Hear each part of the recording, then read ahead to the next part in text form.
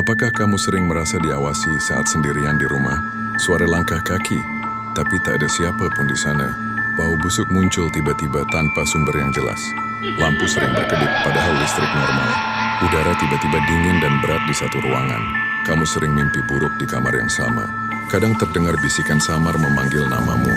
Barang-barang berpindah tanpa alasan. Jika semua ini terjadi, mungkin rumahmu dihuni jin. Perbanyak zikir dan bacalah surah Al-Baqarah setiap malam.